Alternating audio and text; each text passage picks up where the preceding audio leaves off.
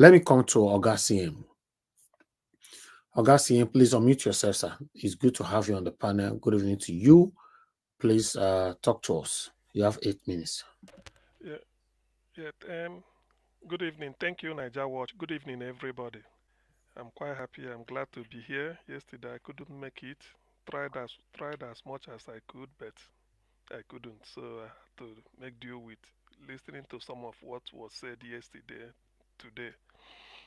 Well, on what I saw today regarding the example of, let me comment on Haruna Guru, who asked a question before. You see, listening to Haruna Guru made me to appreciate the enormous mountain, how steep the mountain is that we need to climb. You see, mentality is everything and the awareness is everything.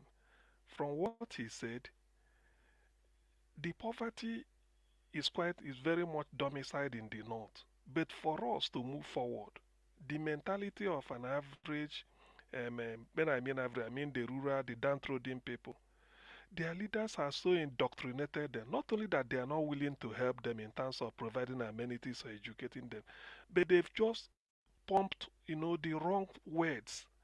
This bigotic word or something that has to, to keep the divide between the north and the south.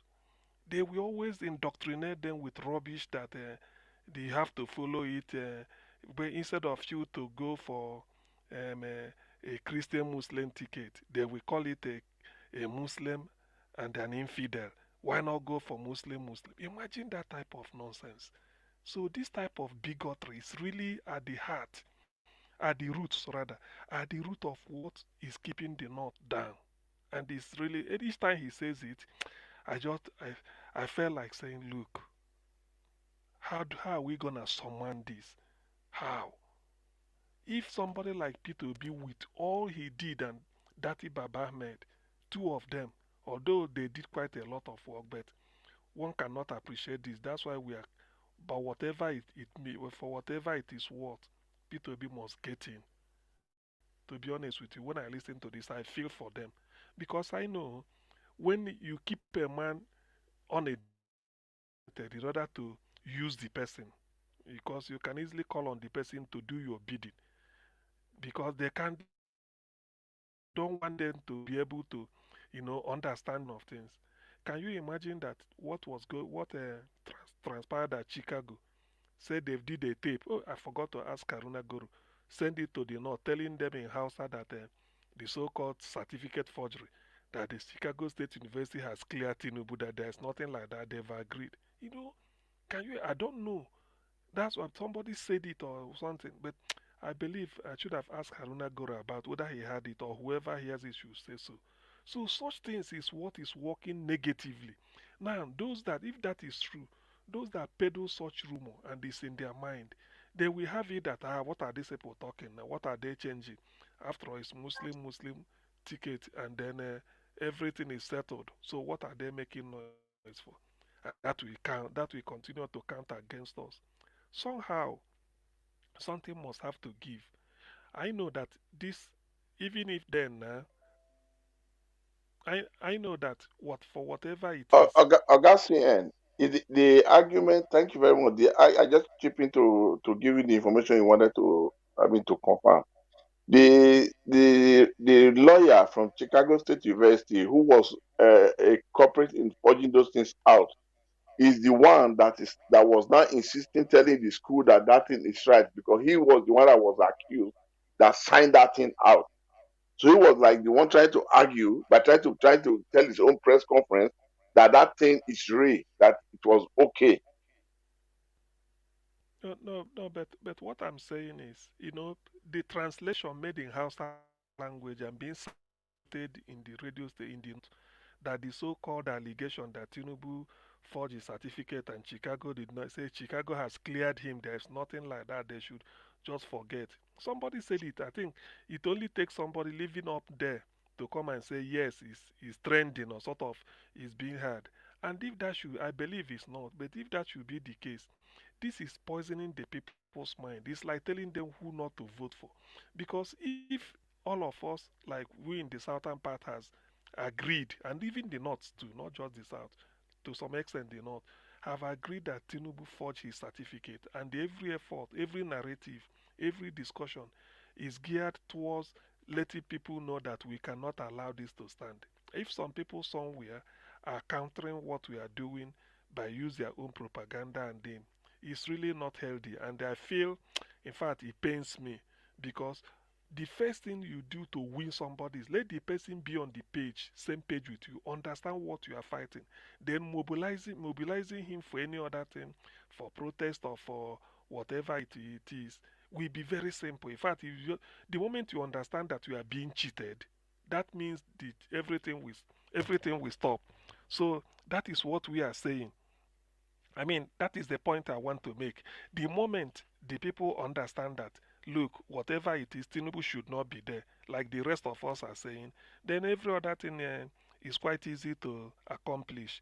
But I believe this is not the truth, and I know in the days and weeks ahead, we should be able to confirm this. I've not confirmed it, but I just had it. I believe it shouldn't be true, so that nothing will stop this momentum about Tinubu forging his certificate that everybody have accepted as a fait accompli that he must go, if not for anything because of the forgery.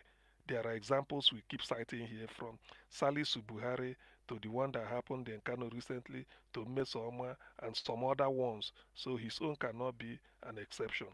Now let me quickly say something about Governor Alex Oti of Abia. I doff my hat for the man. This is a man who came purposely to serve his people. From the look of things, he's not interested in any corner business. From his appointment, he told the people of Abia that gone are the days of if you are not from Abia. He said he want the best hand. Could you believe that the mayor, because he want, Aba people have been saying, Aba is the economic base of Abia State, and indeed the southeast also. So Alex Otinan said he want to have a mayor who will be in charge of Aba as a municipal, as a city. And the person he appointed is from Anambra State. But the chap was more or less born in Aba, or he grew up all his life. And a Harvard educated, though, not just a businessman, but Harvard educated businessman, a billionaire. He said he want to hand Aba over to him so that he should be the mayor and make sure that all the characteristics of a city is being, should be present in Aba. So with that, now he told them that other appointments he's going to make, he won't care. If they see somebody who, if he sees anybody who can perform and you are capable, tested or whatever, I feel that, say we're going to give you the job, whether whether you are from Abia State or not. So that stands the man out. And I believe if the mayor of Aba performs like we are expecting him, that will send a signal that, look, anybody can take over. That is the way it is in the Western world. Nigerians come here to play in the Premiership, not because they don't have the white people to play, but if they see that you can perform, so be it. I always like to give example with, although he's injured now, Victor Osimhen in Napoli. He is a Nigerian, but what he did with Napoli, not only winning the Serie A Italian league, but they are comparing him to Maradona.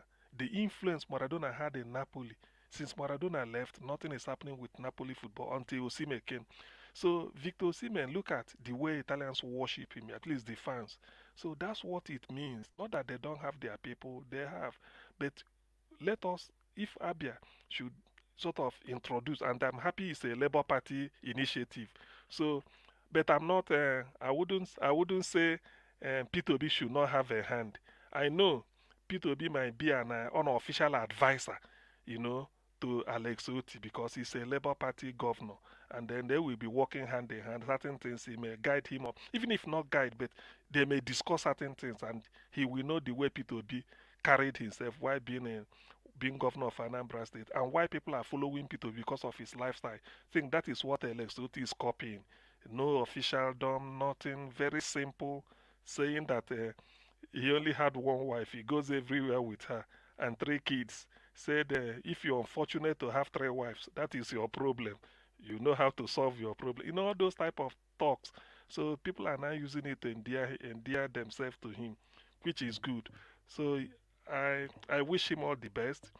I wish him all the best. I can only say that the foundation of this present Abia State was laid the day that Professor Nnenna Oti, and I think that is Oti too, Nnenna Oti, refused to accept bribe, in which they pressured, he said, no, my conscience won't admit that. So that as the INEC returning officer for Abia State, she refused to take the bribe and to switch the result in favor of PDP.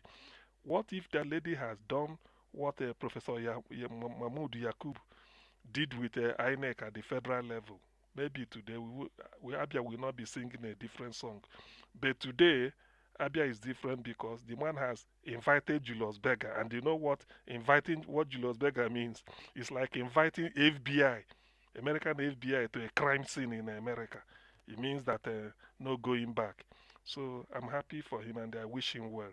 Here we'll be wishing him well, hoping that one day, you know, he will move Abia. I mean, he continued to move Abia from strength to strength. And like we said, let him not forget the fact that we need him to name a particular street in Abia for the returning officer, Professor Nnenoti. Anyway, let me stop here. Time has caught up with me. So I will speak the next round for the Adamawa Senator. Thank you very much, NAIJA. Thank you, Augustine. God bless you, sir. Thank you. When you were interjected by Mr. Edwin, I paused your time so that you not be cheated. You know, thank you. Thank you.